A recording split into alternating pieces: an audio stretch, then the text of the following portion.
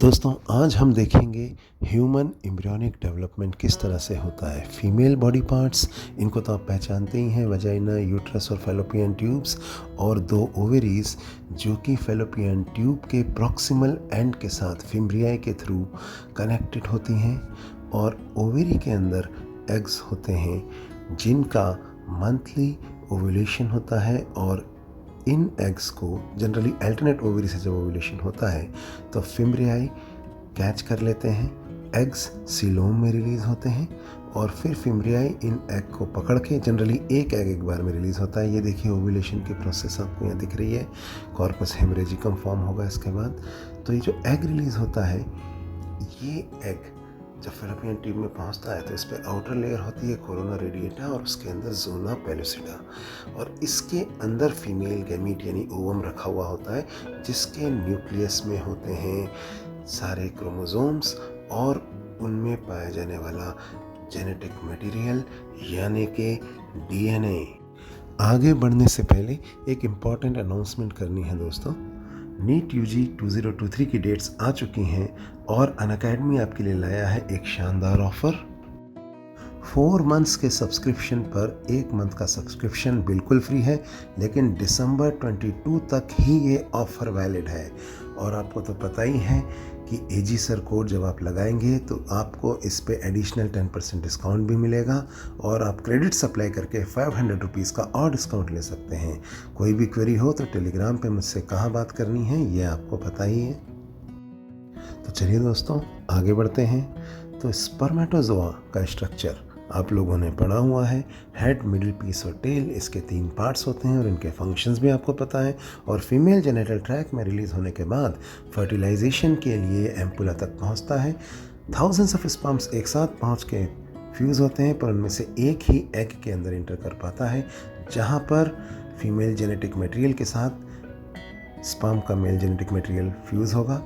तो corona radiata को तो डिसइंटीग्रेट कर देता है हाइलुरोनिडेज एंजाइम, और जोना पेलुसिडा में दोस्तों आपको पता है छेद होता है और स्पर्म अंदर घुस जाता है।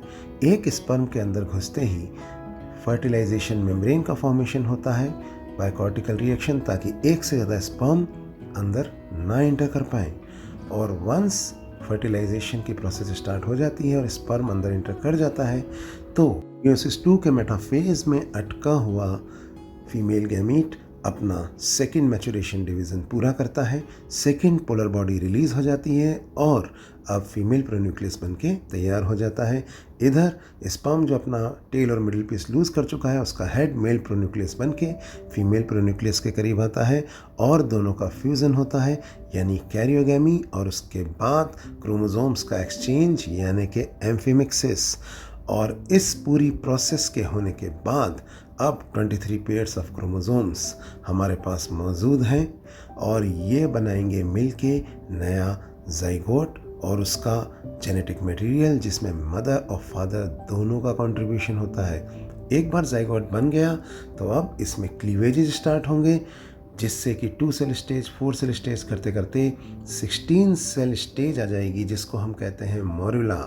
इस दौरान एम्ब्रियो का साइज़ इंक्रीज़ नहीं होता है, बट एक बार क्लीवेज ख़त्म हो जाते हैं तो फिर नंबर ऑफ सेल्स के साथ साथ साइज़ भी इंक्रीज़ होने लगता है। अच्छा, ब्लास्टुला स्टेज आपको पता है, जिसमें ब्लास्टोसिस्ट जो अंदर फ्लूइड फील्ड कैविटी होती है, इसकी वजह से एम्ब्रियो को ब्लास्टोसिस्ट कहते हैं, ये अब इम्प्लांट होएगा यूट्रस के अंदर। तो इस दौरान फर्टिलाइज्ड एग यानी कि जाइगोट, जो कि अब एम्ब्रियो में बदल चुका है, वो लुढ़कता हुआ यूट्रस के फंडस वाले पोर्शन तक पहुंच चुका होता है, जहां के इम्प्लांटेशन होगा। ये इम्प्लांटेशन दोस्तों अराउंड 7th डे होता है, और ब्लास्टुला स्टेज में होता है, एनिमल पोल से होता है। ब्लास्टोसिस्ट वो स्ट्रक्चर है जिसका इम्प्लांटेशन होता है। तो ये देखिए ब्लास्टोसिस्ट एक बार इम्प्लांट कर रहा है, तो यहाँ पर इनिशियली सिंसिशियो ट्रोफोब्लास्ट सेल्स ही प्लेसेंटा का फॉर्मेशन स्टार्ट करते हैं, मल्टीपल न्यूक्लिएटेड सेल्स, और पूरा का पूरा ब्लास्टोसिस्ट अंदर चला जाता है एंडोमेट्रियम के, और बाहर देखिए क्लोजिंग कोएगुलम भी बन गया है। और अब इसके अंदर जो ट्रोफोब्लास्ट है उसमें ग्रोथ शुरू होती है और एक्स्ट्रा एम्ब्रियोनिक मेसोडर्म्स बनती हैं, जिसके बाद फिर डिफ्रेंशिएशन होकर 3 जर्म लेयर्स का बनना शुरू होता है, और लास्ट में मेसोडर्म बनती है। तो मेसोडर्म बनने के बाद ये गैस्ट्रोला स्टेज हो जाती है और इसके बाद इस गैस्ट्रोला स्टेज में डिफ्रेंशिएशन पूरा हो गया है और अब अलग अलग ऑर्गन्स बनते हैं। ऑर्गन्स बनने की प्रोसेस को हम लोग ऑर्गेनोजेनेसिस कहते हैं। और इसी दौरान थर्ड वीक के एंड में एक चीज़ और होती है, न्यूरुलेशन। गैस्ट्रोला अब न्यूरुला में बदलती है, जहाँ पे न्यूरल ट्यूब नाम का स्ट्रक्चर बनता है और इसी न्यूरल ट्यूब से फिर ब्रेन और स्पाइनल कॉर्ड बनता है। और ये देखिए न्यूरॉन्स जो आपस में इंटरकनेक्ट होकर सेंट्रल नर्वस सिस्टम बनाएंगे और बाद में यही न्यूरॉन्स बाहर नर्व्स भी बनाएंगे। यहाँ पे आप देख सकते हैं कि अब लगभग 4th वीक आ गया है और अब ऑर्गेनोजेनेसिस स्टार्ट हो रही है एम्ब्रियो के अंदर। और सबसे पहले 28 डेज पे हार्ट बीट करना स्टार्ट कर चुका होता है। इसी दौरान यॉर्क सैक भी बनता है और जो फर्स्ट स्ट्रक्चर होता है ब्लड फॉर्मेशन के लिए उसे हम यॉर्क सैक ही कहते हैं। इधर कोरियोनिक विलाई बाहर की तरफ ग्रो करके प्लेसेंटा का फॉर्मेशन शुरू कर देते हैं और इसके बाद अराउंड 12th वीक ख़त्म होते होते मेजर ऑर्गन्स का फॉर्मेशन भी स्टार्ट हो गया होता है। देखिए इस समय एम्ब्रियो में आपको टेल सा कुछ नज़र आ रहा है क्योंकि ऑन्टोजेनी रिपीट्स, फाइलोजेनी बाद में ये टेल वाला हिस्सा रिग्रेस हो जाएगा। और यहाँ करीब करीब 3rd मंथ जब स्टार्ट होता है तो पहले हाथ बनते हैं दोस्तों, वेब्ड हैंड्स, और इसके बाद फिर पैर बनते हैं। 2 महीने के बाद से ही दोस्तों एम्ब्रियो फीटस कहलाने लगता है क्योंकि अब वो थोड़ा थोड़ा ह्यूमन की तरह दिखने लगा है और बॉडी के सारे ऑर्गन्स धीरे धीरे शेप लेने लगते हैं। जैसे आपको यहाँ दिख रहा है कान बन रहे हैं और बॉडी पूरा अपना शेप लेती जा रही है। इसी दौरान यहाँ पर इसकी स्किन पर भी हेयर्स ग्रो होना शुरू होते हैं। इन हेयर्स को हम लैनिगो हेयर्स कहते हैं।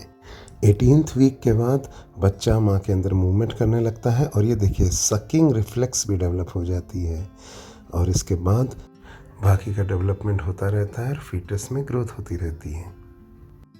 गेस्टेशन पीरियड के दौरान न्यूट्रिशन प्लेसेंटा से मिलता है जो अम्बिलिकल कॉर्ड के थ्रू फीटस के साथ जुड़ी रहती है और इस तरह से बच्चा मदर के अंदर अपना गेस्टेशन पीरियड पूरा करता है। होप आपको वीडियो पसंद आया होगा। तो दोस्तों फिर मिलेंगे किसी और वीडियो में। जय हिंद।